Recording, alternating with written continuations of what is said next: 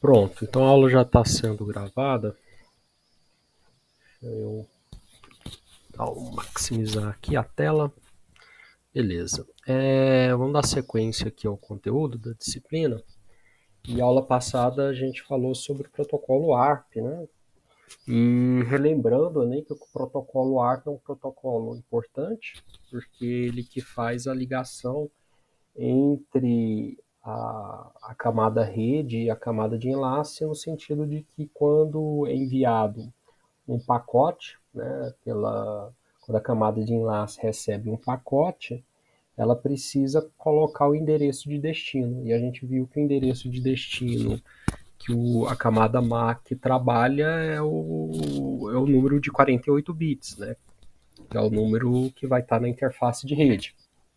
Só que ele recebe da camada de rede um número IP. O número de destino é um número IP, que é um número de 32 bits que segue outro formato, segue uma outra estrutura e tudo mais.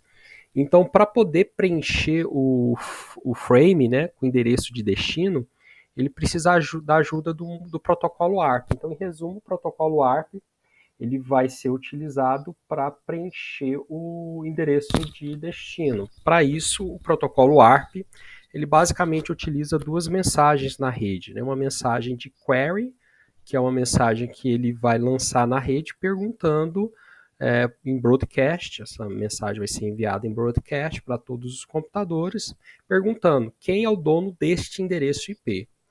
O computador que pertence ao computador que possui aquele endereço IP, ele vai retornar com o endereço IP, né? Ele vai responder ao computador que lançou a questão na rede. Essa resposta, ela vai ser uma resposta em unicast, né? Quer dizer, ela é uma resposta direta, né?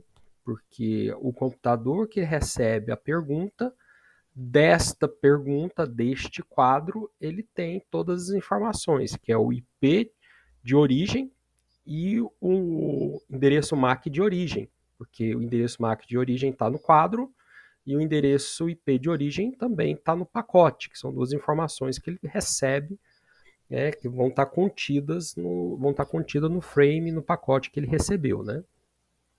Então, a resposta ela vai em unicast. Nós vimos na aula passada também que existe a situação de um computador dele não estar na mesma rede. Então, como que o computador sabe que o tal computador, o computador de destino, ele não está na mesma rede? E aí a gente fez uma introdução na aula passada sobre a estrutura do endereço IP. Nós vimos que o endereço IP, né, todo computador conectado à internet tem um número IP, e esse número IP ele é dividido em duas partes. Uma parte ele identifica a rede e outra parte ele identifica o host. Na aula passada a gente estudou sobre máscara de rede, como que constrói uma máscara de rede, o tamanho da máscara de rede e a relação da máscara de rede com o identificador da rede e o identificador do host, né? Então, dado um número de 32 bits, uma parte desses bits, sempre da esquerda para a direita, você tem uma parte que vai identificar a rede e depois a outra parte, a parte restante, portanto, ela vai identificar o host. Como o número IP é o número de 32 bits, né? Então, existe uma relação inversamente proporcional entre o tamanho da rede e o tamanho, o espaço reservado para identificar a rede e o espaço reservado para identificar o host. Então, quanto mais bits a gente utiliza para identificar a rede, menos bits vão sobrar para identificar o host. Por outro lado, quanto mais bits a gente utiliza para identificar o host, menos bits a gente vai ter para identificar a rede.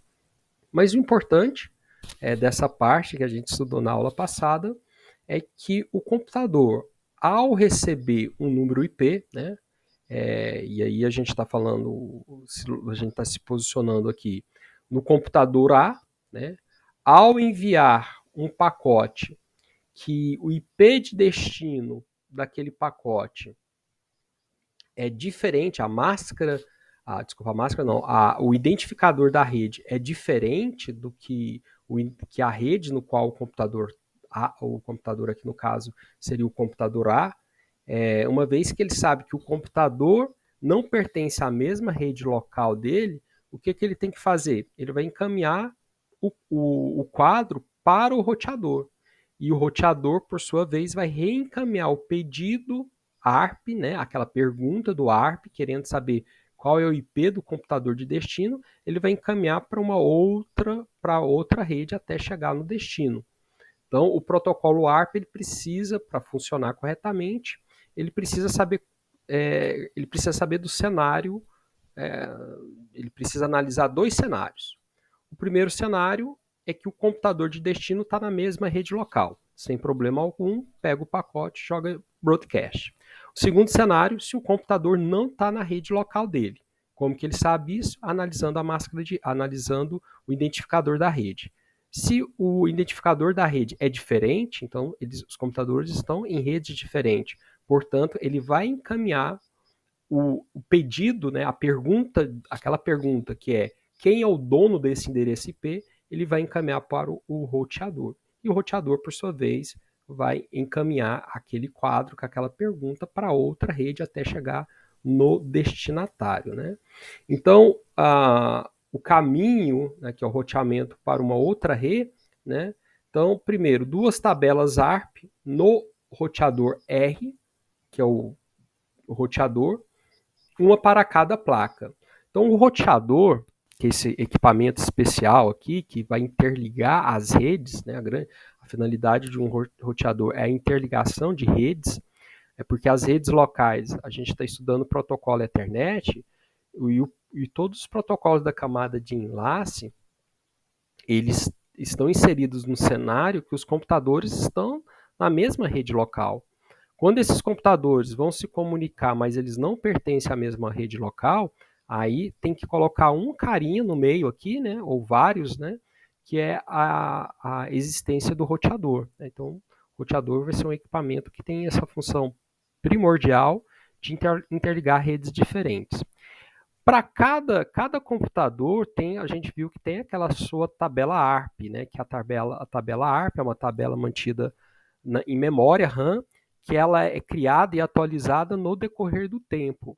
A partir do momento que um computador aprende a relação entre o endereço MAC e o endereço IP, ele vai armazenando isso na tabela ARP, porque todas as entradas da tabela ARP são utilizadas para não lançar a pergunta na rede, porque lançar uma pergunta na rede você está utilizando recursos e demora mais tempo.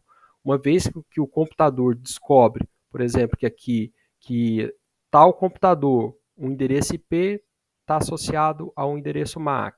O outro computador, o endereço IP está associado ao endereço MAC. Aqui no caso, o computador B, que o final IP 222 está relacionado ao endereço MAC aqui com o final 2A. Então, a partir do momento que o computador A vai aprendendo essas ligações, ele aprende essas ligações através do protocolo ARP, ele vai armazenando isso em memória. Tá? Então, na tabela de roteamento no nó de origem, que no caso aqui é o A, procura o roteador com final, né, 110. Então, aqui o roteador é o final 110. Então, todos os computadores interligados na rede, para uma comunicação global, para uma comunicação além da sua própria rede local, os computadores precisam do roteador. Então, essa informação, quem é o roteador, é uma informação que o computador fica sabendo no momento que ele é configurado, no momento que... E essa configuração, ela pode ser dinâmica ou ela pode ser estática. A configuração estática é aquela configuração que vem uma pessoa, né, e vem e coloca essa informação. Ela pode ser manualmente inserida, essa informação. E a dinâmica é aquela quando a informação ela é obtida através de mecanismos da rede de configuração. Por exemplo, qual protocolo, qual serviço da rede que tem a finalidade de configurar o endereço IP automaticamente. É o serviço chamado o DHCP, né? Muitos de nós aqui estão conectados à internet, mas em nenhum momento ninguém de nós aqui precisou saber qual era o roteador da rede, qual que é o servidor DNS da rede, qual que é o endereço IP do nosso computador. Essas informações são transparentes, ou seja, elas são configuradas no computador, mas a gente em momento algum se preocupou em como obtê-las. Mas isso acontece porque existe um serviço da rede, né, que é um serviço DHCP. Nosso computador tem um cliente DHCP, né, o cliente é um programa que está embutido no sistema operacional, que quando o computador liga, ele lança a pergunta na rede. Né? Ele vai perguntar, tem algum servidor DHCP? Algum servidor, se tiver algum servidor DHCP, vai responder, sim, tem, sou eu. Aí o computador, uma vez que ele sabe que é um servidor DHCP, ele tem essas informações, ele manda outra pergunta, por favor, me dê o meu número IP, o meu gateway, o DNS, para que eu possa utilizar a internet. E o servidor DHCP retorna essas informações. Ou seja, todos os computadores conectados à rede vai ter a informação de quem é o roteador dele. Né?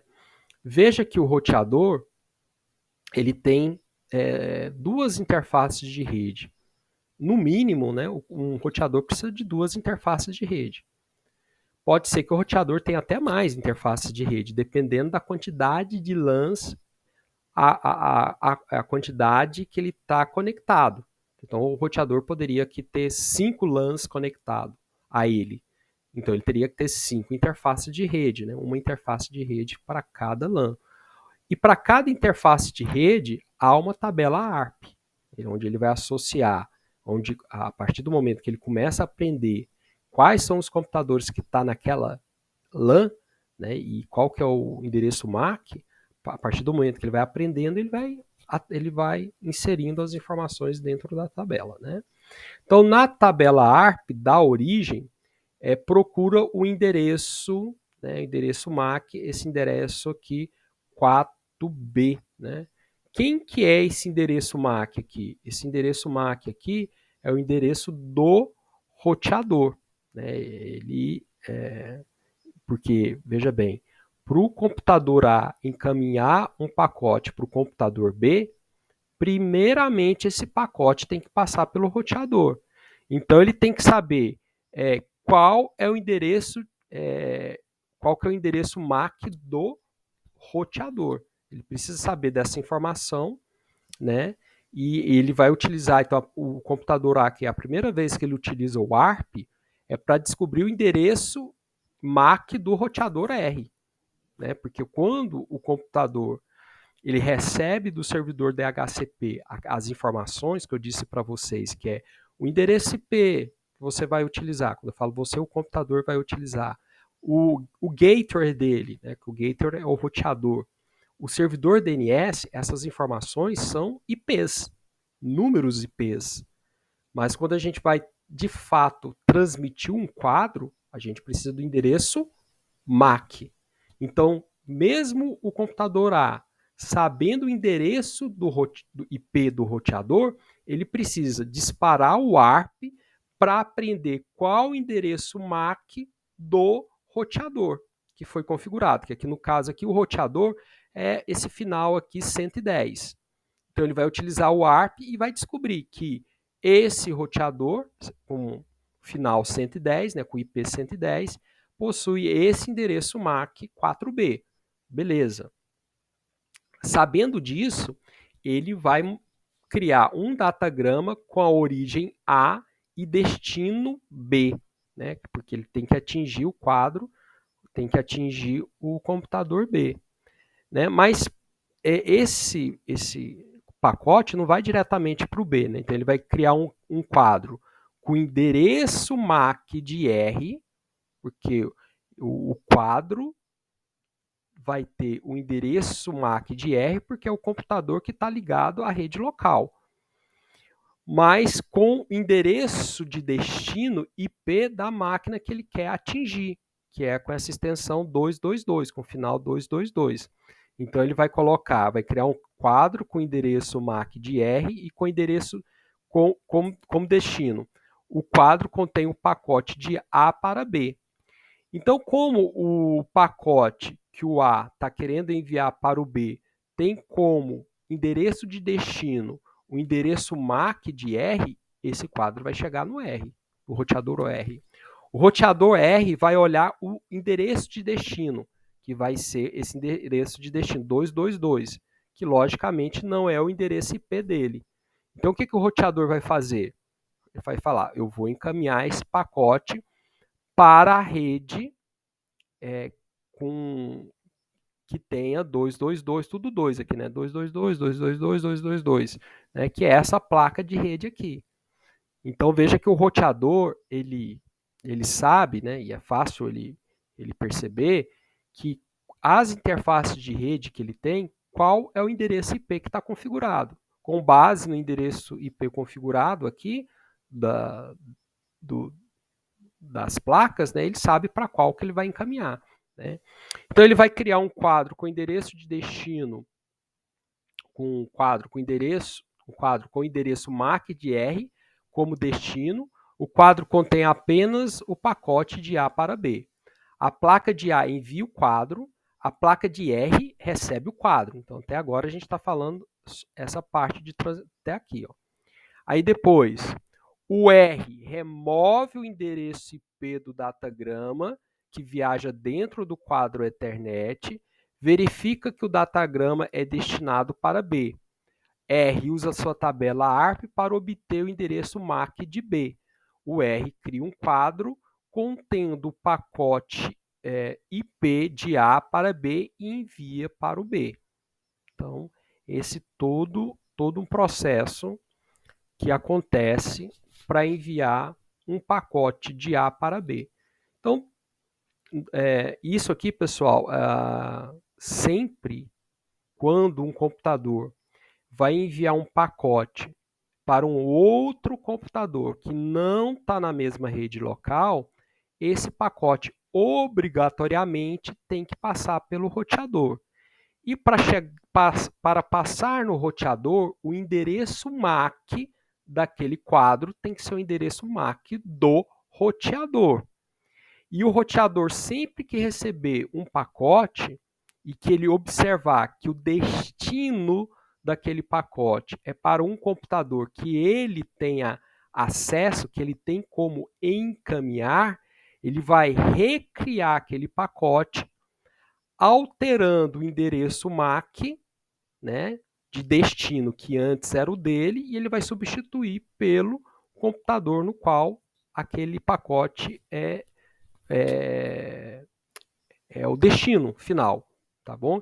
Então, sempre que um computador estiver em uma outra rede local, existe esse processo aí no meio do roteador recriando os quadros, né? Que a finalidade do roteador é recriar esse quadro porque é um processo de encaminhamento.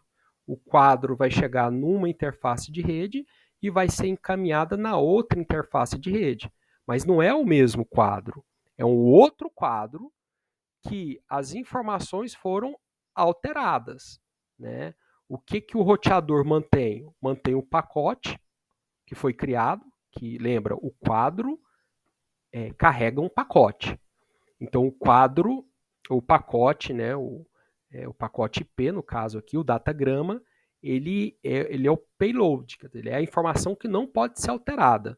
Então o roteador não pode alterar a informação do payload, mas ele pode alterar as informações do quadro, porque ele ao encaminhar o quadro para essa outra rede, ele vai criar este quadro.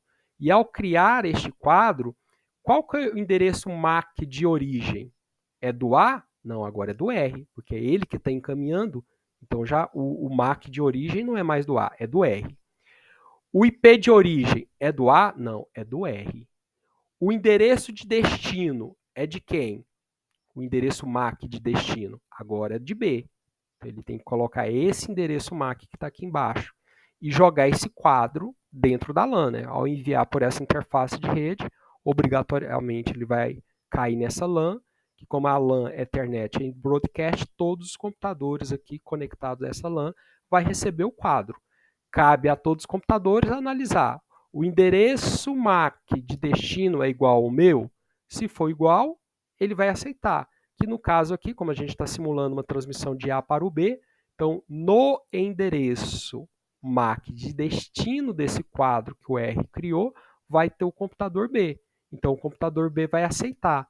O computador B, na hora de responder, né, o quadro, para o computador A, o computador B sabe, opa, o A não está na mesma rede. Então agora eu tenho que criar um quadro e o endereço MAC de destino é de quem? É do R. Então o B, ao responder para o A, ao criar um quadro Ethernet no endereço MAC de destino, ele vai colocar o endereço do roteador R, para que esse quadro chegue no roteador R. O roteador R, como ele é um roteador, ele vai olhar para o endereço de destino do quadro, o endereço de destino do IP, né? O endereço de destino IP. Aí ele vai, ó, endereço de destino o endereço IP de destino é o A. O A está onde? Ah, está nessa minha interface de rede. Então ele vai reencaminhar o quadro para essa LAN. E lembrando que no endereço de origem, endereço MAC de origem, ele tem que substituir esse endereço de B pelo endereço de R, porque é ele que está reencaminhando. Tá? Então, veja vocês que aqui ó, no quadro, quando a gente olha um quadro Ethernet, a gente tem essa estrutura, que é o preâmbulo, o endereço de destino e o endereço de origem. O que eu estou falando é que o roteador, quando a gente encaminha, né, a gente fala, o computador encaminha um quadro para um outro computador que não está na mesma rede local, o roteador ele fica alterando essas informações aqui, ó, o endereço de origem e o endereço de destino, para que de fato o quadro saia de uma rede local e vá para outra rede local com as informações corretas, né? Porque a gente, voltando para aquela figura, o A, ele não sabe aonde que está o B, ele só sabe que o B não está na rede local dele. Então ele tem que mandar o quadro para quem? Para o R. Já é problema do R como que ele vai fazer para alcançar o B. Aliás, poderia ter mais roteadores para alcançar o B. Poderia ser dezenas, centenas de roteadores para chegar até o B. Mas não cabe os computadores saber toda a rota. Quem vai saber toda a rota é os roteadores. Isso é um problema de roteamento. Isso é um problema da camada de rede. E a gente ainda não estudou camada de rede. Então, o computador A, por simplicidade, a única coisa que ele tem que analisar, e com a ajuda do protocolo ARP, é o computador B está na mesma rede local? Não. Para quem que eu encaminho? Para o roteador. Para encaminhar para o roteador, o endereço MAC de destino é de quem? Do roteador. Qual que é o endereço? Aí ele vai utilizar o protocolo ARP para quê? Para descobrir qual é o endereço MAC do roteador. Que aí ele vai utilizar o ARP para isso. Ao quadro, na hora que chega no roteador, o roteador vai analisar o IP de destino, porque veja, o roteador trabalha com camada de rede. Camada de rede, a gente está falando de endereço IP, ou de origem, ou de destino. O roteador ele vai receber um pacote, ele vai olhar o endereço de destino. Ele vai olhar para o endereço de destino e vai descobrir que o computador B está aqui nessa rede. Então, nessa rede local LAN 2. Então, ele tem que pegar aquele quadro que chegou e reencaminhar para a LAN. Só que ele não reencaminha nu e cru do jeito que o quadro chega, porque não faz sentido. Para ele reencaminhar para a LAN 2, ele tem que alterar esse quadro. Quais as alterações que ele faz no quadro? Ele coloca o endereço MAC de origem, o endereço dele. Porque quando esse quadro voltar, tem que voltar para o roteador. E não voltar por A. Por que ele não pode voltar por A? Porque o B não está na mesma rede local do A. Então o endereço MAC de origem vai ser o roteador vai substituir isso por baixo dos panos, né, sem ninguém perceber, que é a função dele, porque isso vai funcionar de uma forma transparente. O A e o B vão estar trocando pacotes entre si sem saber dessas nuances que está acontecendo aqui na rede, né? Então esse é como funciona o protocolo ARP. Todo computador, tá, pessoal, tanto o Windows quanto o Linux, a gente tem esse comando aqui, ó, ARP. Deixa eu abrir o meu aqui para mostrar para vocês, que é um comando que tem o mesmo nome do protocolo, né, do próprio protocolo. Deixa eu abrir aqui para vocês. Então aqui ó, o comando ARP, né? Olha só que interessante. O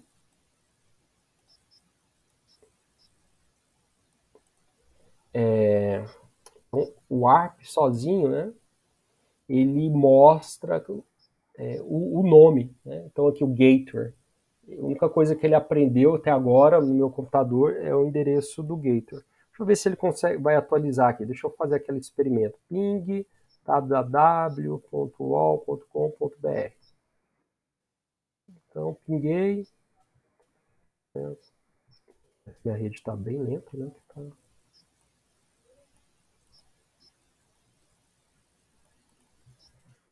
Vamos dar uma atualizada aqui no ARP-N. Ele não atualizou a tabela ARP, não. Aqui ele só está, ó, o número IP, que é o 92.168.0.1, e esse endereço MAC aqui, que ele aprendeu, que é essa ligação, que é o meu roteador. Deixa eu... Interessante, né? O UOL não está pingando. Vou pegar aqui.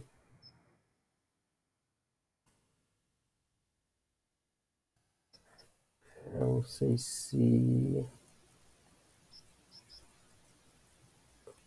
Tá aparecendo que aqui está aparecendo que o meu provedor de acesso à internet, como chama aqui, a Virtex, deve estar barrando alguns pings da vida, porque pelo jeito ninguém está pingando, tá vendo? O UOL eu tenho certeza que ele era liberado, a Google não está pingando, deixa eu ver. Agora pingou aqui.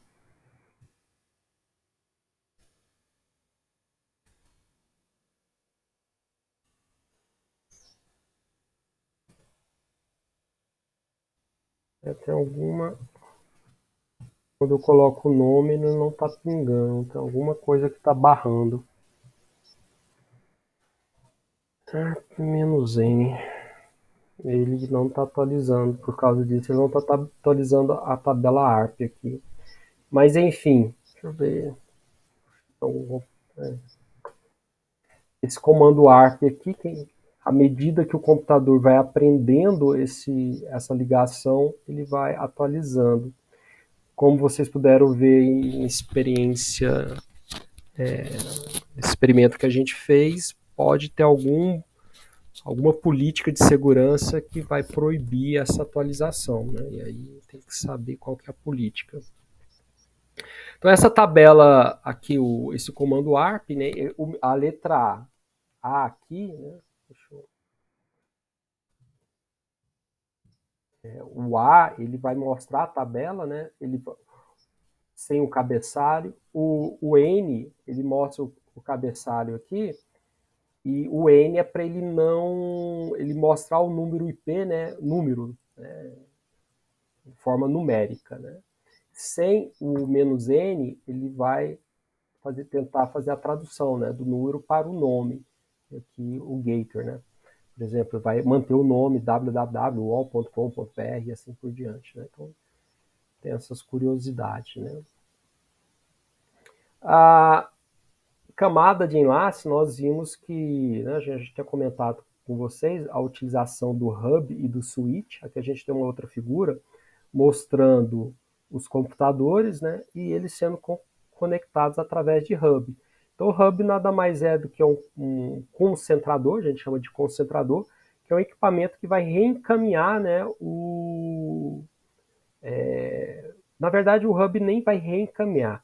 O hub é como se vai fazer a junção física de todos esses enlaces aqui, né? Então é como se tivesse um único fio passando aqui por todo mundo, né? Então é um backbone de hubs, interconecta segmentos de LAN, então cada parte dessa separada, um segmento, né?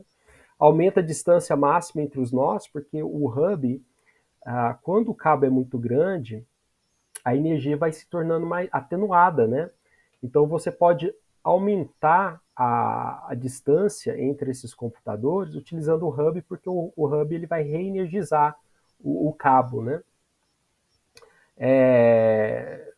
Mas assim, hoje, pelo custo-benefício, praticamente é um equipamento de rede que a gente utiliza mesmo assim para situações muito provisórias, um ambiente doméstico, poucas máquinas, devido àquele problema de colisão que a gente já estudou, né? Quando você aumenta muito, você começa a aumentar a probabilidade de colisão.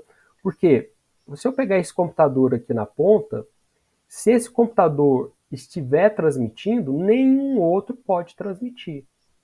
Então veja que à medida que eu vou aumentando o hub, eu vou aumentando mais segmentos e vou aumentando a probabilidade de colisões. Então, e como eu falei hoje, pelo custo-benefício, né, em relação ao preço, e se justifica muito utilizar o switch, né? Porque o switch já vai ser um dispositivo que vai trabalhar na camada de enlace. Então, com um switch, ele consegue aprender de fato qual computador, qual endereço MAC que está ligado em qual porta do switch. Então, por exemplo, ele pode detectar se um quadro está defeituoso, ele não reencaminhar aquele quadro. Ele permite fazer a interconexão aqui. Imagina que aqui sejam todos switches, né? Ele permite que um computador, através do chaveamento de portas, dois computadores ou mais computadores transmitam ao mesmo tempo, desde que eles não estejam utilizando as mesmas portas, né? Então, assim, hoje a indicação é utilizar o switch mesmo, né? Aqui tem até uma palavrinha self-learning, que é o fato do switch ele ter uma tabela que ele vai aprendendo qual endereço MAC, portanto, qual computador está ligado em qual porta, né? Então, isso é uma característica muito interessante. Muitos switches suportam o recurso da camada de enlace, que é a virtualização de rede, VLAN, que a VLAN permite você criar subgrupos numa rede local. Então imagina que numa rede local você tenha vários computadores, mas você quer segmentar, você quer falar que determinados computadores não podem transmitir para determinados computadores. É o que a gente cria uma rede virtual na camada 2. Né? Tem switches que têm suporte a essa VLAN. Né? Imagina um switch com 24 portas, você pode pegar e falar as portas pares não se comunicam com as portas ímpares. Né? Sei lá, por alguma política sua aí de segurança, você determina isso. Né? Então, hoje, em relação a custo-benefício e preço, não compensa muito utilizar hub e switch pelas essas razões que eu expliquei para vocês. Uma coisa que mata um switch, assim, que é um péssimo projeto de rede, é ligar switch ao hub. Ao fazer isso aqui, você vai forçar o switch a funcionar como um hub. Por quê? Porque o switch tem a capacidade de aprender qual computador está em qual porta. Agora, se eu coloco um hub aqui, toda vez que um computador aqui tentar enviar um quadro, o switch vai estar reaprendendo e apagando o que ele aprendeu. O switch não vai aprender que nesta porta tem mais de um computador. Né? Ele sempre associa o último computador que transmitiu utilizando essa porta. Então, na tabela dele de aprendizado, ele vai associar MAC a endereço IP. Só que como isso está constantemente sendo alterado, isso vai forçar que o switch vai funcionar como hub. Então isso aqui é uma peça, em resumo, um péssimo projeto de redes, né? Utilizar switches. Ah, professor, e se fosse ao contrário, switch ligado a switch, tem como? Sim, inclusive alguns switches você tem uma porta especial para que o switch ainda possa compartilhar o que ele aprende, como as tabelas ARPs, né? Então, certas funcionalidades, você, quando os switches são da mesma marca, você pode até ampliar, né? Existe o conceito também de switch gerenciável, viu, pessoal? Switch gerenciável são switches que permitem você acessá-lo através de uma interface web, né? Ou através de uma linha de comando, e aí você pode fazer algumas alterações na rede, que são chamados os switches gerenciáveis, né? Aqui tem um dos recursos que você pode, num, num, num switch gerenciável, né? Tem o autoaprendizado. O autoaprendizado é o fato dele criar uma tabela e aprender qual computador está ligado em qual porta. Ele pode também dar prioridade, né? Uma outra característica de um switch gerenciável é a filtragem. Eu posso filtrar, quer dizer, eu posso computadores que têm determinado endereço MAC vão ser bloqueados, vão bloquear, que é o fato de bloquear, eles não vão ser reencaminhados. Então essas características a gente pode configurar num switch gerenciável, né? Aqui está um exemplo, ó, um exemplo de um switch, né? Quando a gente fala essa tabela, então aqui o switch aqui eu suponho que C envia um frame para D.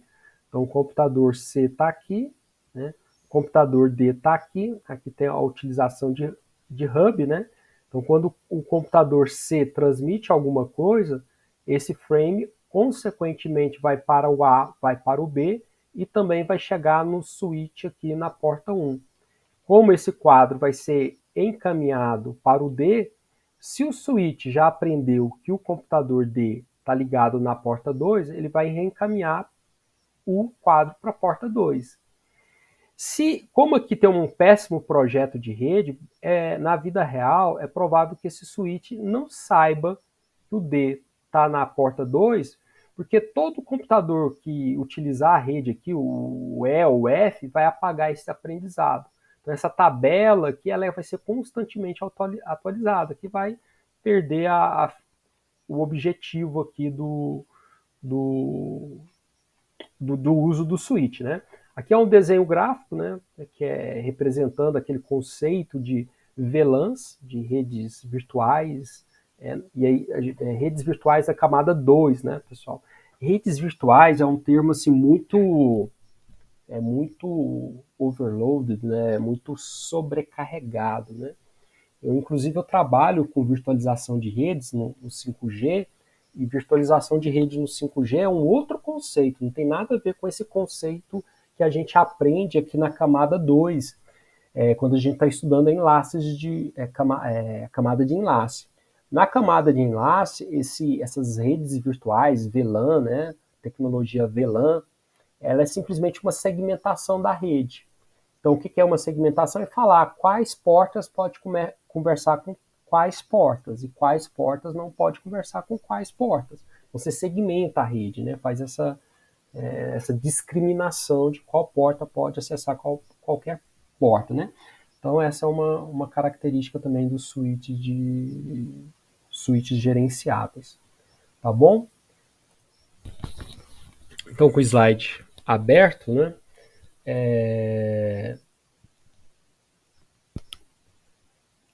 Só um segundinho, pessoal. Pronto. Com o slide aberto aqui, agora a gente vai dar início ao estudo da camada de rede, né? E ao estudar a camada de rede, a gente vai ver as principais funções da camada de rede e principalmente estudar o protocolo IPv4, o NAT e o protocolo ICMP. Tá? O protocolo NAT a gente vai ver que existe o protocolo IP versão 4, existe um probleminha, né, um limite de endereçamento. Então o NAT é uma forma de você burlar essa falta de endereçamento que se tem. E o protocolo ICMP é muito interessante, e a gente já utilizou aqui até em aulas passadas, que é um protocolo para controle de rede, né? Então ele é muito utilizado para você fazer contabilidade do uso da rede. Ao utilizar, por exemplo, o programa Ping, né, por trás dos panos, né, estava sendo utilizado o protocolo ICMP, né, de forma transparente, sem a gente saber, mas por trás estava sendo utilizado. E basicamente, esse roteiro aí também é para finalizar a nossa disciplina de redes de computadores. O que a gente vai ver a mais é a parte de ferramentas, né? Então, eu vou apresentar para vocês, assim que a gente finalizar o estudo da camada de rede, que a gente vai, eu esqueci de comentar também a parte de roteamento, não está aí nesses tópicos sobre roteamento. Mas esse é um conteúdo para provavelmente mais algumas 2 semanas, enfim, até o final do mês, né, que vai seguir no cronograma da disciplina, a gente vai conseguir cumprir com a carga, que é estudar esses tópicos que vocês estão vendo aí na tela, mais o roteamento e as ferramentas. Então, interessante, a ferramenta a gente vai estudar o Cisco Packet Tracer. Eu vou até colocar ela no Cigar para que vocês já possam estudar, caso queiram antecipar o estudo, e também vai ser uma ferramenta que a gente vai utilizar mais com o objetivo de ilustrar esses conceitos que a gente trabalhou, inclusive na aula de hoje. É uma ferramenta gráfica de simulação de rede, em que a gente, por exemplo, consegue simular e enxergar o que está acontecendo aí por trás dos panos.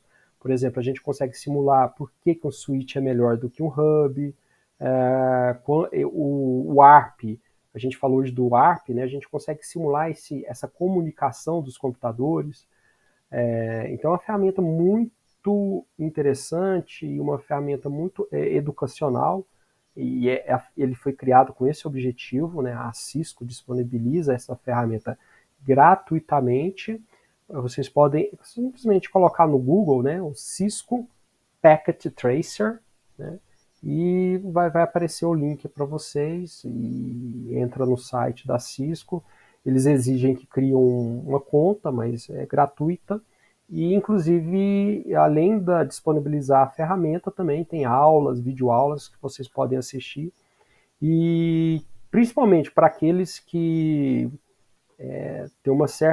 tá com uma certa dificuldade de entender alguns conceitos de rede e até que todo entendimento começa com a imaginação, né? Então você tem que imaginar aquilo, e que tiver dificuldade em imaginar, quando essas pilhas de comunicação, esses protocolos, então é uma ferramenta assim muito, muito, muito, muito rica para vocês poderem entender melhor, tá?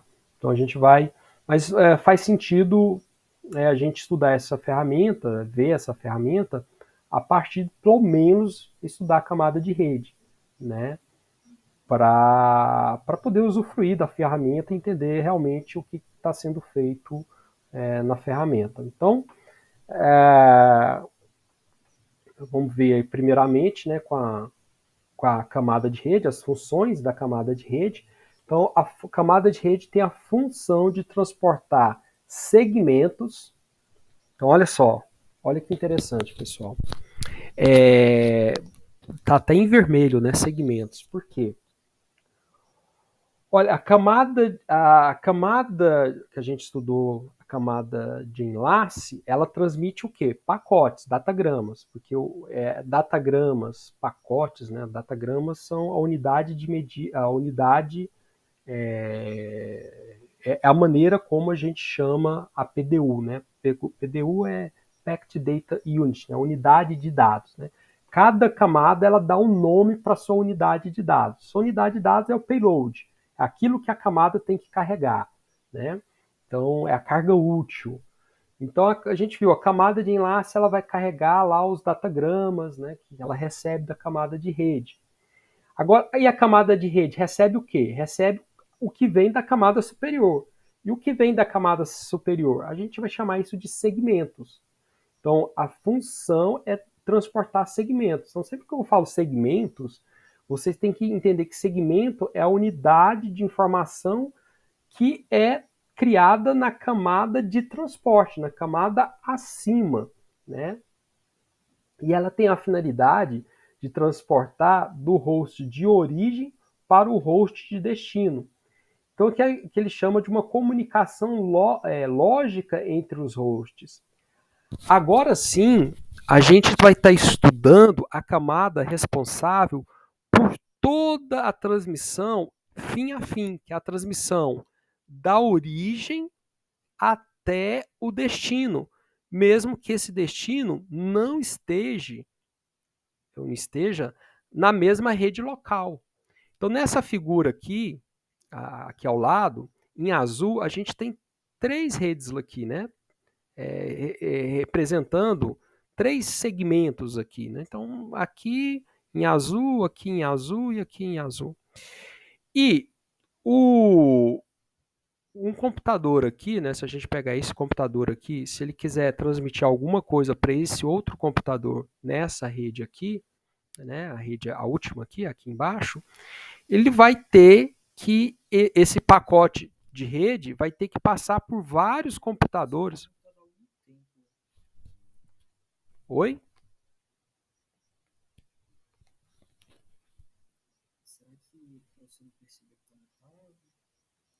Oi? Ah, pessoal, tá mutado, né? Eu pensei que tinha bugado aqui também. Ixi. Não, não. É que tava. Até onde que vocês ouviram o início aqui? Não, né? Explicando da camada de redes? Pessoal, a última vez que esse áudio estava ligado, o pessoal falou que ia passar para outros áudios. Ah, vixe, Maria, então. Tô 10 minutos falando aqui. Mas vamos voltar então. Eu pensei que você estava olhando se era o conteúdo certo. Eu estava mexendo com o conteúdo de mal, beleza. Tá bom, vamos aqui. Vamos ganhar tempo. Deixa eu repetir o que eu estava falando. Então, a gente finalizou a camada de enlace, né? Agora a gente vai estudar a camada de rede, tá bom? E esse slide eu vou compartilhar para vocês na hora que finalizar a aula. Então, o roteiro dele é falar sobre as funções da camada de rede, né, o protocolo IP versão 4, NAT e ICMP. Né? No momento oportuno, eu explico o que são esse NAT e ICMP. Basicamente, agora a gente está entrando na última parte da disciplina, que é o estudo da camada de rede. Né? Então, a disciplina vai até a camada de rede.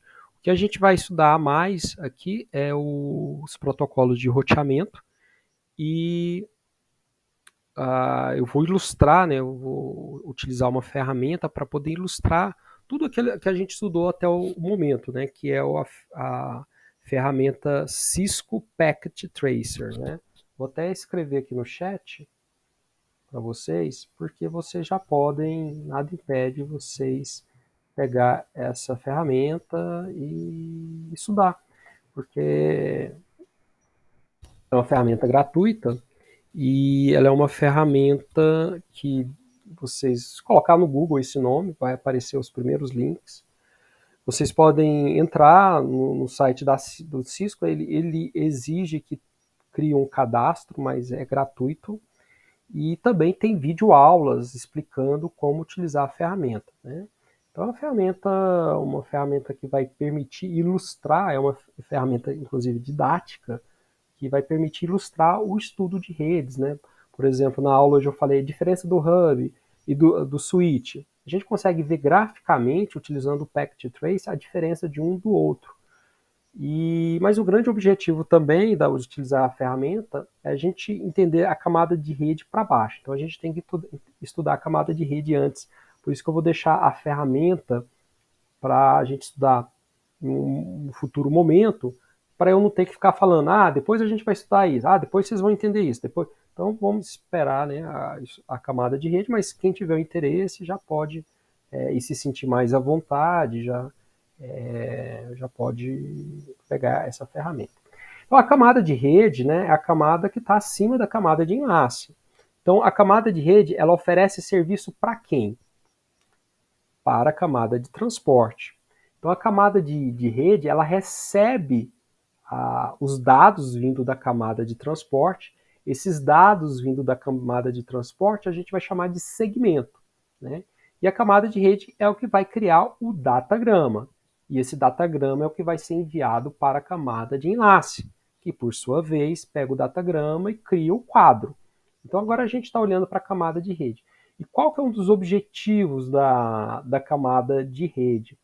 O objetivo é a interligação dos computadores, independente dos computadores, mesmo que os computadores não estejam na mesma rede local. Quando a gente estudou o protocolo Ethernet, né, quando a gente estudou a camada de enlace, a gente sempre partiu da premissa de que os computadores estão na mesma rede local, tanto que o protocolo Ethernet é em broadcast. Quando um computador quer transmitir, ele joga o quadro no meio de comunicação e o meio de comunicação vai distribuir todos. Mas como assim um meio de comunicação vai distribuir para todos? Ora, o meio de comunicação vai distribuir para todos porque todos têm acesso ao meio de comunicação. Portanto, o meio de comunicação ele é comum para todo mundo. Veja bem, quando a gente está falando de uma comunicação à distância, os computadores não estão mais no mesmo meio, mesmo canal. E é comum que essa comunicação vai se dar através de passos. O computador pega o pacote, encaminha para um outro computador, que encaminha para um outro computador, que encaminha para outro computador, para outro, até chegar no destino. Então, essa política, essas regras vão ser definidas e ditas na camada de rede. Então, essa é a grande finalidade da camada de rede. Para isso, a camada de rede vai precisar identificar os computadores globalmente. Tá bom. Então, é por isso que agora a gente vai entender que a camada MAC tem o endereço dela, o endereço MAC, mas esse endereço MAC é o endereço local. E quando a gente está falando uma comunicação global, a gente precisa então de endereço global. É por isso que o endereço, a camada IP vai propor um novo esquema de endereçamento, porque agora esse endereço não está mais restrito a uma rede local, mas não está restrito a uma rede local, portanto ele está irrestrito. O computador pode estar em qualquer lugar. E esse estar em qualquer lugar vai influenciar no endereço, porque a camada, o protocolo que a gente vai estudar, o protocolo IP, que é um protocolo da camada de rede, o endereço, ele vai o endereço de rede, o endereço, né, que o computador vai ter, aquele endereço, ao mesmo tempo, ele identifica o computador, mas também identifica, dá pista de onde que aquele computador pode estar, né? Onde que ele deve estar. Então é por isso que na camada de rede surge um novo esquema de endereçamento, que é o endereço IP. Aqui, essa figura aqui também ela traz algo muito interessante. Deixa eu dar uma maximizada aqui. Que vocês podem perceber através da figura que os computadores, né, os pontos finais da rede, por isso que em inglês vocês podem encontrar o termo endpoint, né, ponto final. Todo computador, né, ponto final, endpoint, que são computadores que são utilizados pelas aplicações, eles têm que ter toda a arquitetura da rede, né? Então é por isso que aqui na ponta a gente está vendo aqui esse computador, que é a camada de aplicação, de transporte, de rede, de dado e físico. Aqui também dá para ver uma coisa interessante, que é nosso estudo, né? Mais ou menos qual posição que a gente está. A gente está bem aqui no meio, né? Então, redes 2, vocês vão ver transporte e aplicação, né? Que são as camadas mais próximas do usuário. Até elas são, de uma certa forma, mais intuitivas, de entender, porque elas estão mais próximo da gente, né? E essas camadas mais baixas, a camada física de enlace, é normal que o aluno até tenha mais dificuldade de entender porque elas estão mais associadas ao hardware, né? Mas a camada de rede para cima, a gente já começa a ficar mais claro o funcionamento da rede, porque ela começa a ficar mais é, tátil, né? Ela fica mais próxima da gente. Mas, bom, olhando aqui, a gente tem esse computador aqui que tem as 5 camadas, né, seguindo a arquitetura TCP/IP. Esse outro computador aqui, ó, que tem as 5 camadas. E os computadores no meio, que são os roteadores, eles não precisam implementar todas as camadas. Porque para fazer o roteamento, você tem que ir até a camada de rede. Então, necessariamente, os roteadores são equipamentos que precisam implementar até a camada 3, tá bom? Então, é por isso que nessa figura a gente está vendo as extremidades com a camada arquitetura completa e os equipamentos aqui do meio, que são os roteadores, né, que estão responsáveis por rotear, vão obrigatoriamente ter que ter as 3 camadas. Pode ter mais camadas? Pode, nada impede, mas obrigatoriamente a camada de rede precisa ter.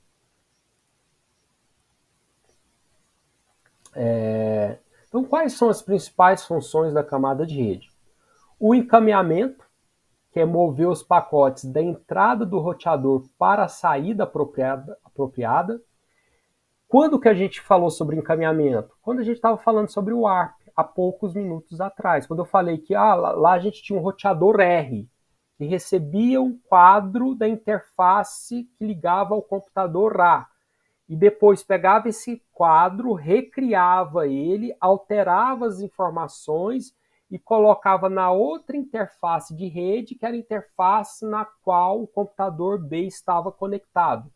Esse processo em rede a gente chama de encaminhamento, tá bom? O outro processo é o roteamento, é outra função. O roteamento já é um processo que ele envolve, ele é muito mais complexo que o encaminhamento, porque o encaminhamento envolve de um ponto a outro ponto, de uma interface para outra interface. Agora, o roteamento é um processo que envolve a criação de uma imagem parcial ou completa da rede que vai permitir que eu consiga, eu agora falando eu, roteador, consiga transmitir um pacote vindo de um computador que está numa rede X e eu vou conseguir enviar para um computador que está numa outra rede, rede Y, mas não necessariamente o A e o computador A e o computador B estão conectados a mim. Então veja que, por exemplo, aqui voltando nessa figura, vamos dar um zoom aqui. Então, se eu pegar aqui esse computador aqui, aqui, né? Esse quadradinho está representando um roteador, né? O fato de pegar um quadro que chega nessa interface e encaminhar por essa interface, a gente chama de encaminhamento. Agora, imagina que esse computador aqui, esse cara aqui, ele quer transmitir para esse computador aqui embaixo. Agora, esse pacote, ele pode ser encaminhado, né? Aqui não tem jeito, né? Tem que ser encaminhado. Ele poderia ser encaminhado para essa interface, ou poderia ser encaminhado por essa interface, ou ele pode vir por aqui, porque qual caminho que ele vai seguir? Isso é uma função de roteamento. Então, o roteamento tem uma visão geral da rede. É um processo muito mais complexo, né? Então aqui tem até uma analogia aqui, né?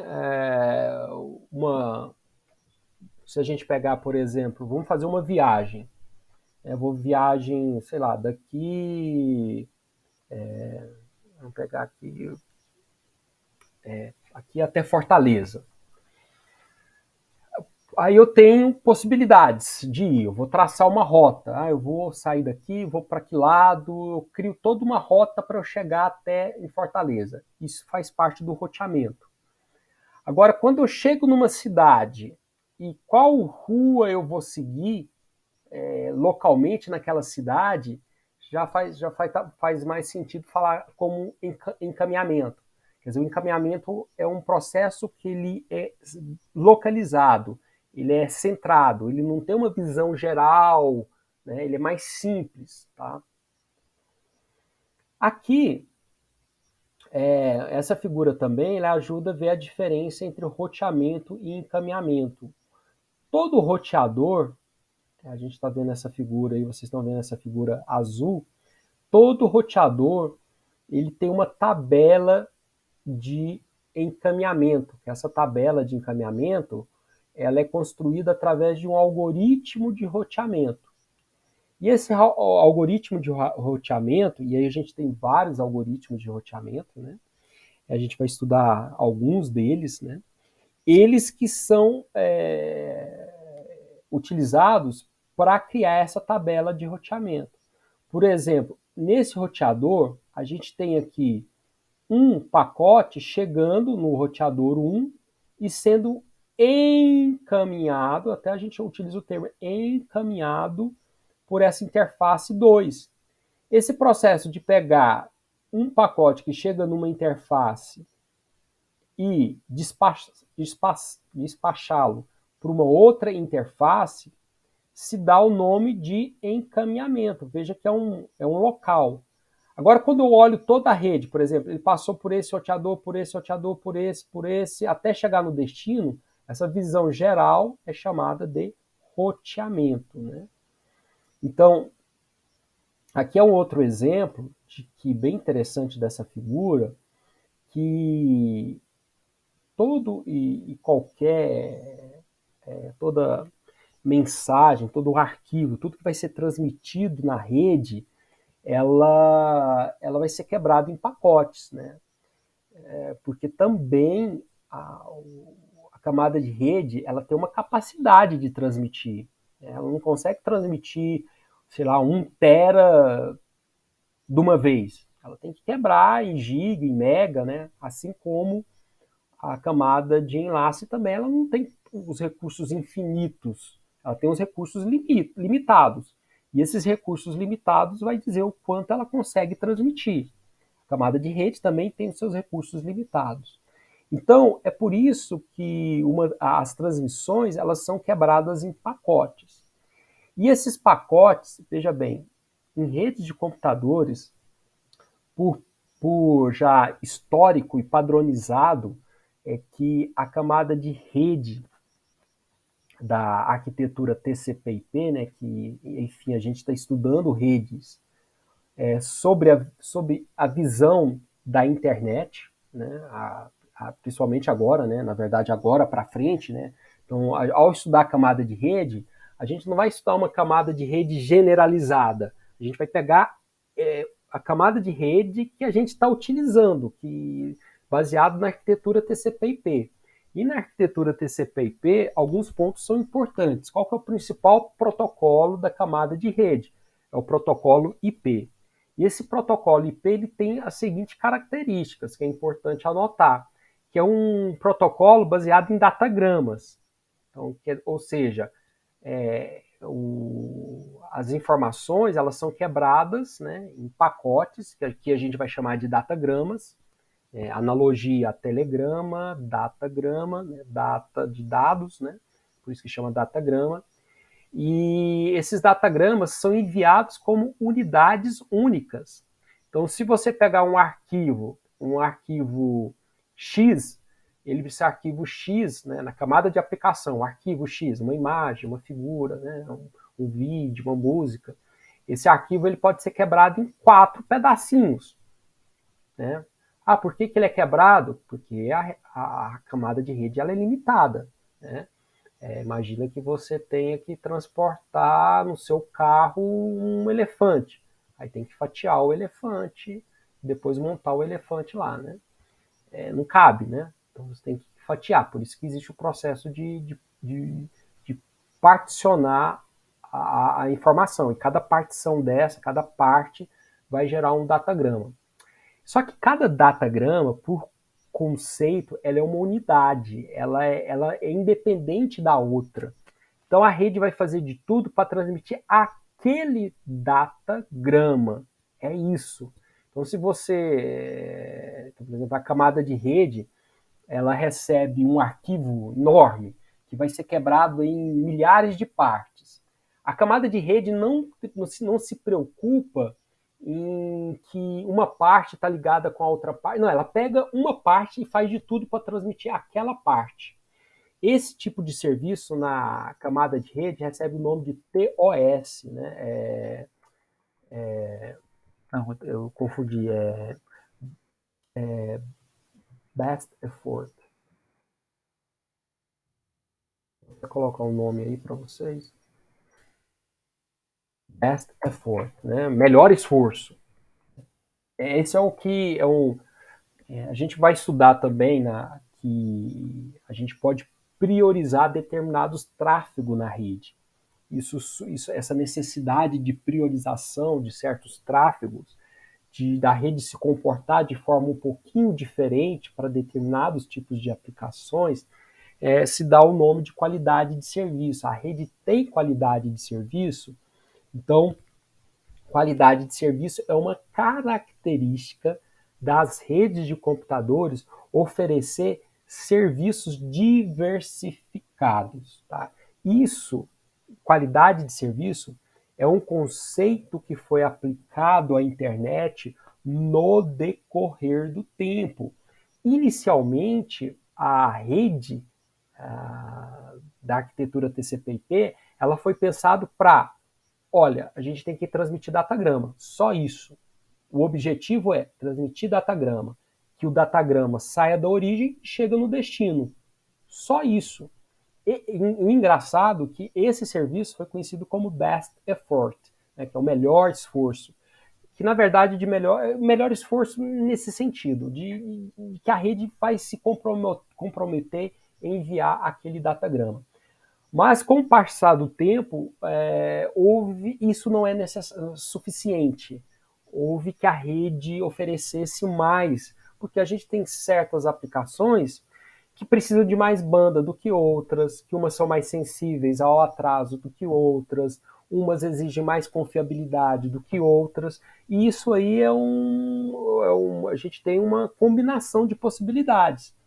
Então, com o passar do tempo, a rede precisou se preocupar com oferecer qualidade de serviço. É um tópico muito interessante, mas que a gente não vai ter tempo de estudar sobre isso. Mas eu estou explicando esse conceito para vocês entenderem por que na arquitetura, no protocolo IP, a gente vai deparar com esse conceito de best effort. Né? Então, sempre que vocês verem best effort, significa que a camada de rede vai fazer de tudo para transmitir o datagrama. Tá? E que datagrama é uma unidade atômica, é uma unidade completa. Ela tem todas as informações que vai permitir à rede transmitir da origem até o destino. E que o datagrama, para ser transmitido, não depende do que como o outro foi transmitido. Não existe esse conceito de memória na camada de rede, tá? Na camada de rede da internet. Não estou te falando de uma forma genérica que serve para todas as redes, não. O mundo tem mais do que internet. A gente tem protocolos e arquiteturas baseados em circuitos virtuais, não baseado em datagramas. E aí, bom, mas como a internet é a arquitetura mais importante, então faz sentido que ela se torne quase uma referência no estudo de redes, né? E nessa figura que vocês estão vendo, um fato curioso é que os vários datagramas sendo transmitidos, né, o processo de transmissão de datagramas, cada retângulo desse colorido é um datagrama.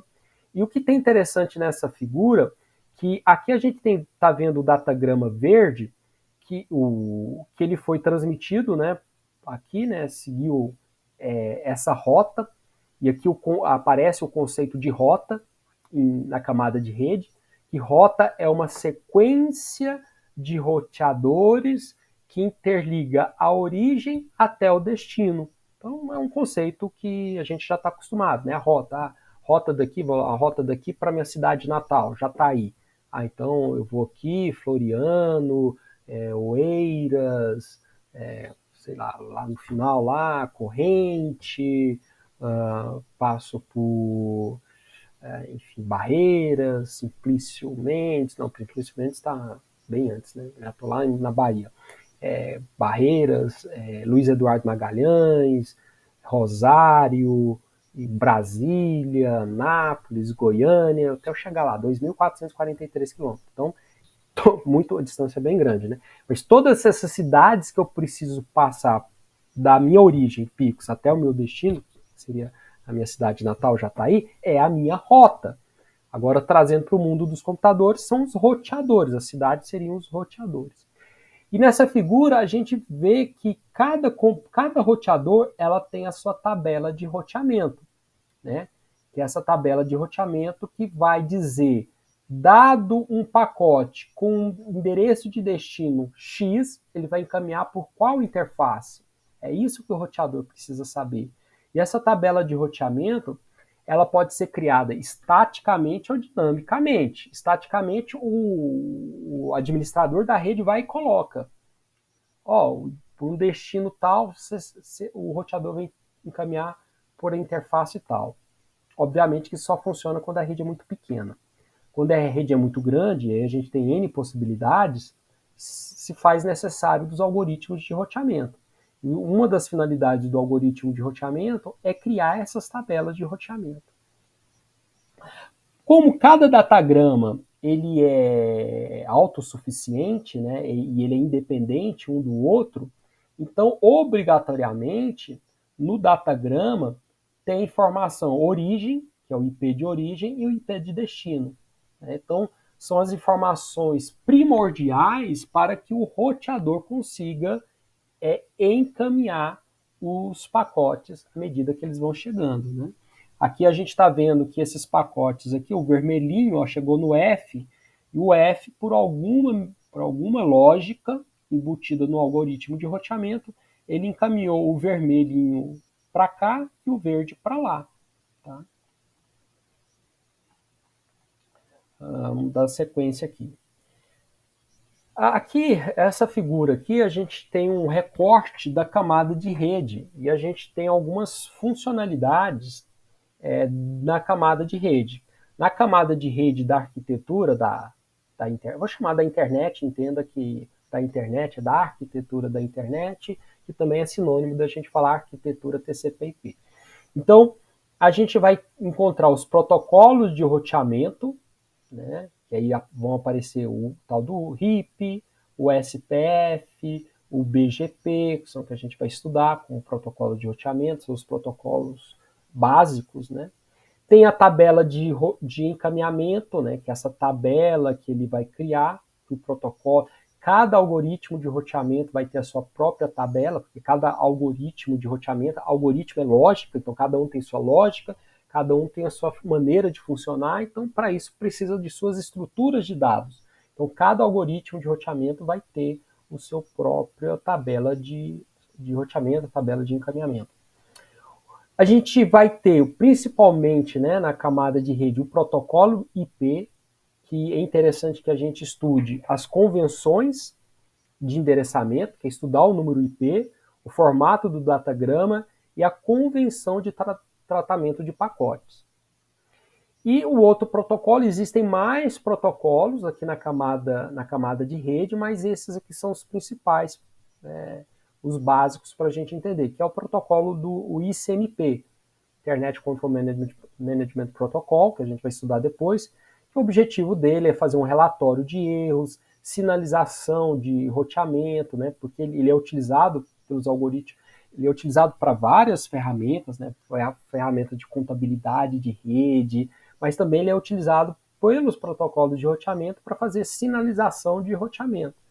Então ele é um protocolo muito importante que ele é utilizado na camada de rede aqui como um protocolo auxiliar. Tá? Para finalizar a aula de hoje,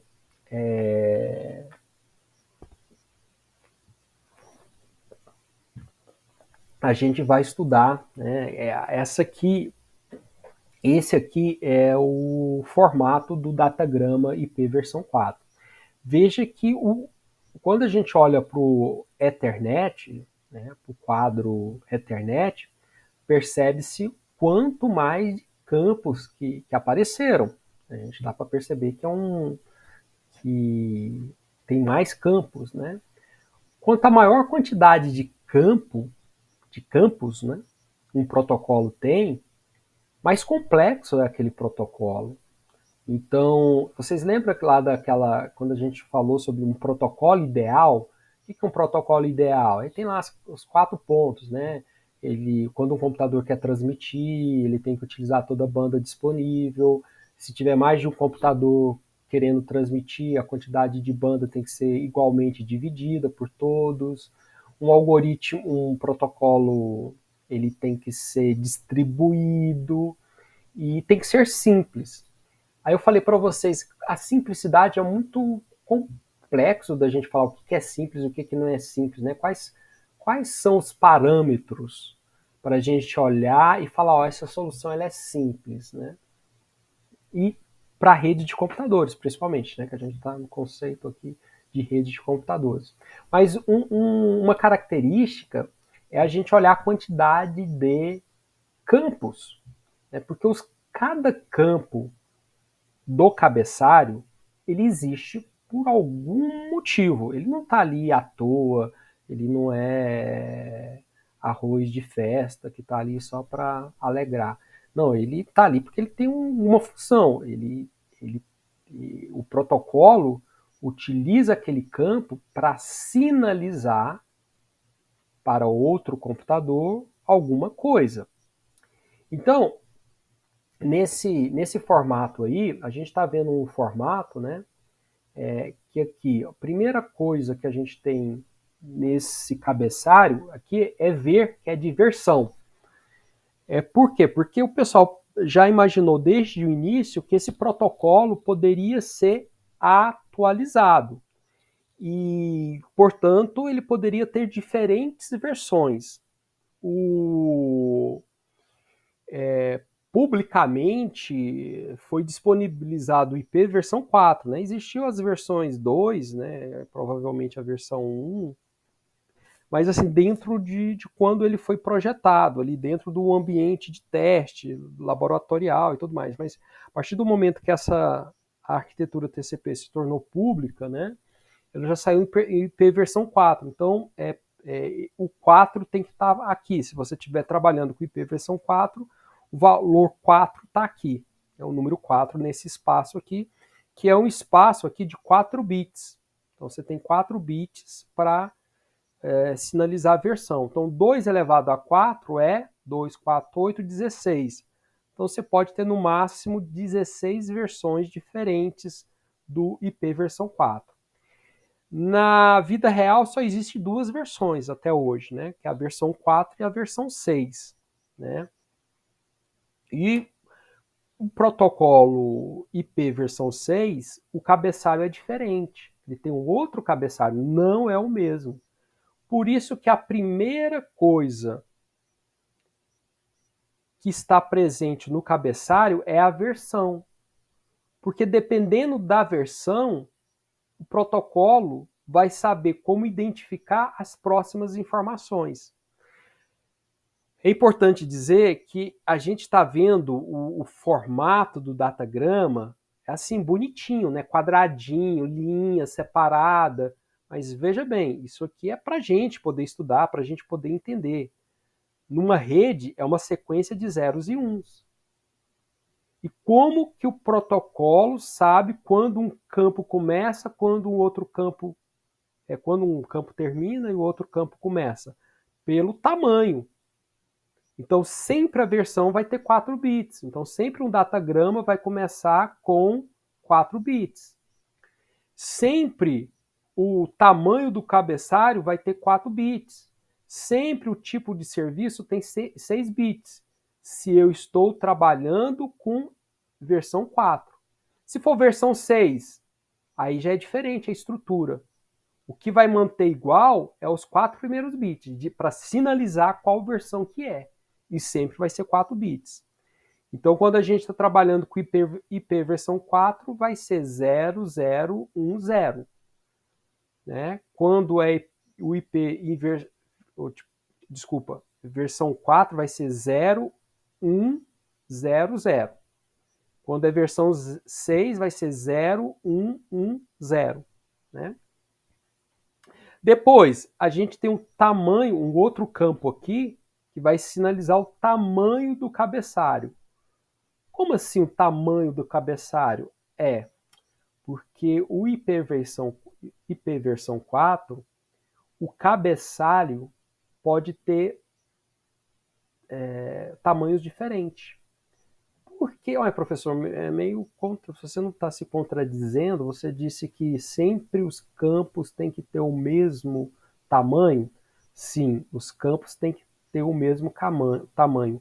Mas o IP versão 4, o IP, né, versão 4, ele criou um campo aqui que chama Options, que ele pode estar presente ou não pode estar presente. E esse campo aqui é um campo de 32 bits. Né? Então ele pode estar presente ou não pode estar presente. Como que ele vai saber se está presente ou não está presente? Pelo tamanho do cabeçalho. Né? Se tiver faltando 32 bits, significa que esse campo não está presente. Tipo do serviço é um outro campo de 8 bits, ou 6 bits. Vixe Maria. Só por curiosidade, o meu mestrado foi em qualidade de serviço na internet. Então eu trabalhei muito com esse campo aqui, né? Tipo de serviço aqui. Então, já até esqueci, eu achei que era 8 bits, 6 bits, né? Qual que é essa finalidade desse campo aqui? É associar, dependendo do valor que tem aqui, este datagrama vai estar associado a um tipo de serviço da rede. Como assim, tipo de serviço de rede? No sentido de que a rede vai dar garantias quanto à transmissão. Por exemplo, a vazão, a taxa de erro, a disponibilidade. Eu falei para vocês que inicialmente só existia um tipo de serviço na internet. Isso até 2000, por volta de 2000, a camada de rede oferecia apenas um tipo de serviço. Qual o serviço? Transmitir o datagrama. Só isso. Por que isso era o mais importante? Porque naquela época, a única coisa que se utilizava a internet era para transmitir e-mail. E a finalidade de quem usava e-mail naquela época não tinha muitas exigências, porque ele quer que envie o e-mail. O usuário, até na época, estava acostumado que aquele e-mail poderia demorar 1 hora, 2 horas, um dia. Não existia uma demanda por qualidade. Né? A partir do momento que a internet começa a ser utilizada por outras aplicações, vamos pegar as primeiras aplicações que começam a utilizar a internet, web. O web é bem diferente de e-mail. Então, não basta somente enviar. As aplicações começam a exigir que a rede garanta certas coisas. E tudo é datagrama para a camada de rede. Tudo é datagrama. Agora, como que ela vai olhar para um datagrama e vai falar, opa, esse datagrama aqui, ó, ele é o bonitinho, eu tenho que priorizar ele. Ah, esse aqui é o feinho, eu vou atrasar. Ah, esse aqui é o... Como que ele vai começar a discriminar? Quer dizer, é olhar para o datagrama e falar, opa, para esse eu vou oferecer esse serviço. Vamos dizer assim, uma classe social. Os mais bonitão, os mais feião, e os premium, os povão, Como que a camada de rede vai fazer isso? Através de uma informação que o próprio datagrama carrega nesse espaço chamado tipo de serviço, né? E a partir daí você começa a camada de rede começa a garantir. Por isso que determinadas aplicações é muito interessante, numa rede, quando a gente tem qualidade de serviço, certas aplicações funcionam melhor do que outras. Porque para aquelas aplicações a rede está garantindo, quer dizer, ela foi configurada, ela foi, de uma certa forma, preparada para oferecer um serviço diferenciado. Por exemplo, o encaminhamento que é chamado expedited, que é expedito, acho que seria em português expedito, quer dizer, encaminhamento expedido, que é o encaminhamento que tem prioridade em relação a todos os outros. Então, imagina que no roteador, os datagramas, para serem encaminhados, você já deve imaginar que existe uma fila de recepção e uma fila de transmissão. Porque esses datagramas eles vão chegando no roteador por várias interfaces de rede e o roteador tem que começar a trabalhar, né? Opa, datagrama tal, vou encaminhar para tal interface, outro datagrama. Quer dizer, tem uma fila de datagramas chegando e uma fila de datagramas saindo.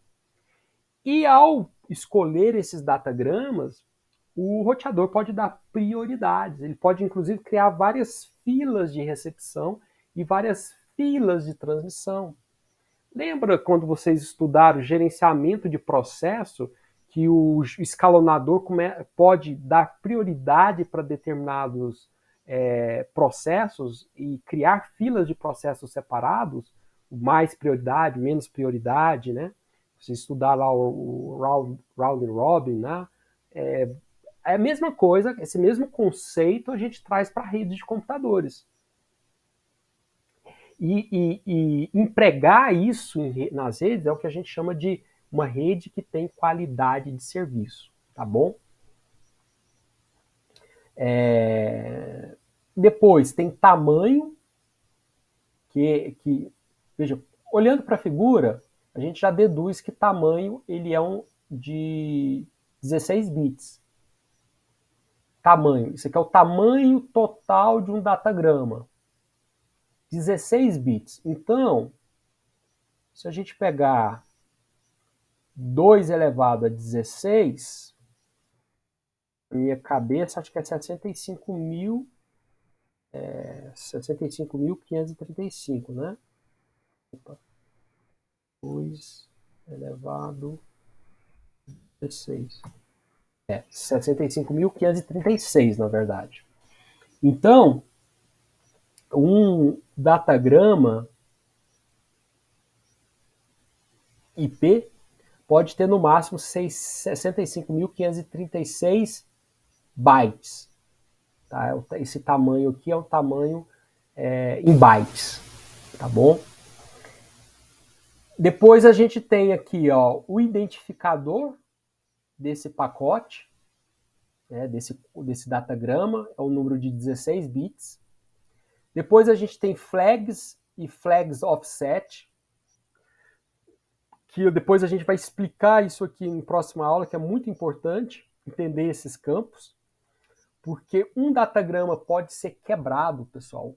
A camada de rede pode criar um datagrama, um roteador melhor, pode receber um datagrama, e na hora de encaminhar aquele datagrama, a camada de enlace não suportar aquele tamanho. E aí ele tem que quebrar aquele datagrama. Uma vez que aquele datagrama ele é quebrado, ele tem que ser remontado. E esses dois campos são utilizados para o processo de fragmentação e defragmentação, desfragmentar, né? Montagem depois. Então esses dois campos são com esse objetivo. E a gente vai estudar eles depois. Depois tem esse campo aqui, time to live, que é um campo utilizado toda vez que um datagrama ele é colocado na rede. Aqui, vamos pegar essa figura aqui. Esse datagrama ele foi criado aqui no roteador 1 e ele recebe um time to live, um valor porque time to live é tempo para viver, né? Por exemplo, 2. Então, esse datagrama passa para esse roteador, o roteador decrementa esse time to live. Era 2, vai para 1. Esse roteador recebe o datagrama, o verdinho aqui, e decrementa. 1 vai para 0. É 0, o que que esse... Quando um roteador decrementa o time to live e ele é igual a 0, o que que ele faz com aquele datagrama? Ele dá um drop.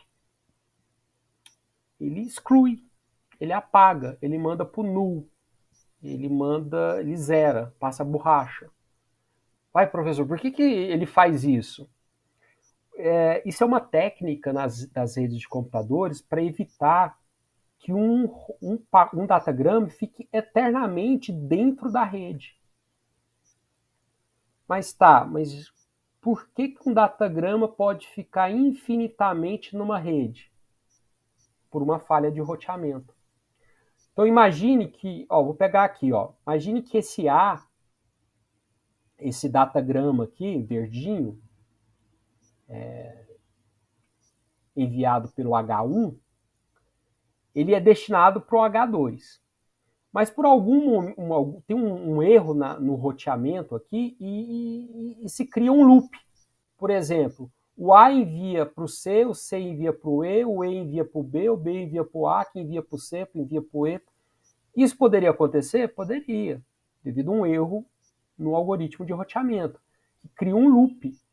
Então, ao criar um loop, aquele pacote vai ficar infinitamente percorrendo aquele loop, a não ser que tenha alguma técnica que vai decrementando aqui o time to live, né? Vai decrementando um campo para que quando ele chegue igual a 0, aquele pacote seja excluído. Todo pacote na rede, o pacote ele é uma informação que vai utilizar de recursos da rede. Então, ele não pode ficar ali infinitamente. Isso é a finalidade do time to live. O upper layer, né? O upper layer quer dizer, aqui é uma informação de 8 bits que vai identificar qual o protocolo da camada superior que vai receber aquele datagrama.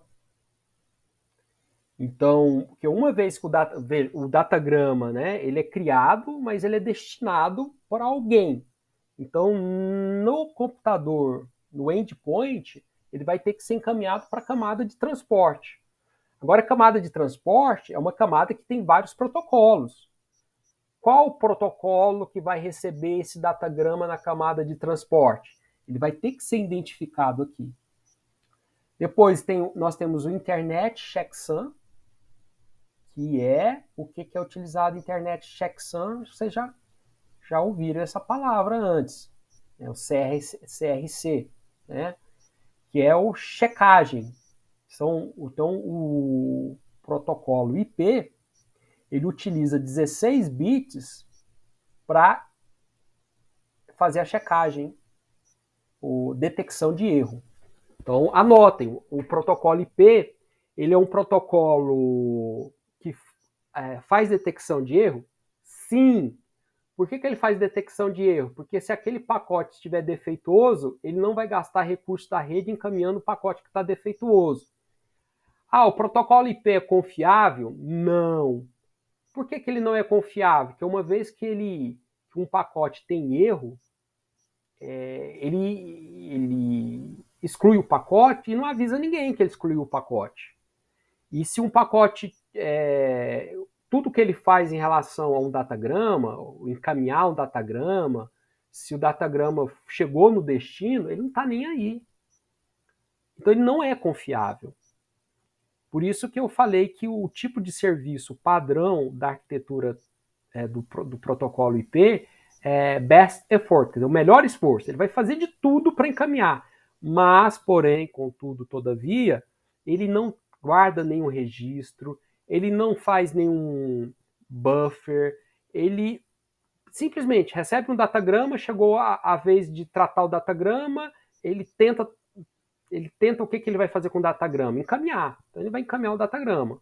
Se ele não conseguiu encaminhar um datagrama, porque, por exemplo, ele não tem uma tabela de roteamento para dizer por onde que aquele datagrama vai ser enviado, ele vai apagar aquele datagrama, vai enviar para o null. Então, e quando ele apaga o datagrama, ele avisa a origem? Não. Avisa o destino? Não. Avisa alguém? Não. Então ele é um protocolo não confiável. Tá, o que mais? Ele é um protocolo orientado à conexão? Não. Quer dizer, quando ele quer mandar um datagrama, ele manda para ele coloca numa das suas interfaces de rede e o destinatário nem sabe se o destinatário está ativo ou não está ativo, ele simplesmente coloca, transmite.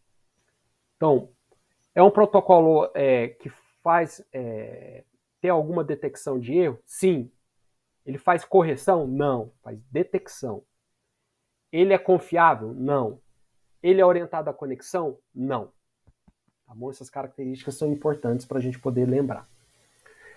Depois a gente tem aqui 32 bits, um espaço aqui, né, de 32 bits que vão ser utilizados para armazenar o IP de origem, depois 32 bits para armazenar ou representar o IP de destino. Esse options, pessoal, foi o seguinte: o pessoal, quando projetou o internet, o protocolo IP, eles pensaram o seguinte: legal, né? A gente está resolvendo aqui todos os problemas de roteamento com o nosso protocolo aqui, legal, legal. E será que pode surgir alguma coisa no futuro que a gente não está pensando? Faz o seguinte, deixa um espaço reservado e se futuramente a gente precisar representar alguma coisa que a gente não representou com esses campos anteriores, a gente vai utilizar no futuro. Então deixa isso aí como options. Beleza. Então tem esses 32 bits como um espaço reserva aí para, se necessitar, utilize. E por fim, né, o dado, né, já que o datagrama carrega um dado, né? Então esse dado é o que vem depois. E esse dado é o quê? Né? É alguma coisa da camada superior, que basicamente ou é uma mensagem, um segmento TCP ou um segmento UDP, tá? Que são os dois principais protocolos da camada de transporte. Só existem esses dois protocolos da camada de transporte? Não. Existem outros. Exemplos. O SCP, que é o Stream Control Protocol, e outros protocolos. Mas os dois principais que 99% das aplicações na internet utiliza é o UDP e o TCP. Então, é por isso que basicamente eles quase que são onipresentes aí para ilustrar os protocolos da camada de transporte. Assim bem como o IP na camada de rede, né? O principal protocolo da camada de rede. Então, em relação, para finalizar a aula, em relação ao overhead, quer dizer, o que é o overhead? São as informações adicionadas que não pertencem à nossa mensagem, né? Porque você não está interessado em time to live, em length, né, em fragment. Isso são informações de controle que o protocolo vai utilizar para ele fazer o que ele tem que fazer. Mas o que a gente quer da rede é que ele transmita os dados. Então, qualquer coisa a mais é overhead. Então, o overhead aqui, a gente não estudou o TCP, mas ele também tem um overhead de 20 bytes, né? Aqui, e o IP, quantos bytes? Né? Se a gente pegar aqui cada linha dessa aqui, né, 32 bits, 32 bits dividido por 8, ou dividido por 8, é 4, né? 4 vezes 8, 32. Então, 4 bytes, né? Quantas linhas que a gente tem? Uma linha, duas linhas, três linhas, 4 linhas, 5 linhas. Então, 5 vezes 4, 20 bytes. Então, obrigatoriamente, cada datagrama tem 20 bytes. Mais 20 bytes obrigatoriamente do TCP, então a gente está falando de 40 bytes. Mais overhead da camada de aplicação, né? Que a camada de aplicação também vai ter seus protocolos, que também vai adicionar overhead. Então, o que é interessante aqui, ó, Mesmo que eu imagine uma situação que eu quero transmitir 1 byte na rede, 1 byte, ele vai virar 21 bytes. Por que ele virou 21 bytes? Porque eu precisei criar um datagrama e esse datagrama tem um cabeçalho que precisa ocupar 20 bytes. Então, isso é o overhead.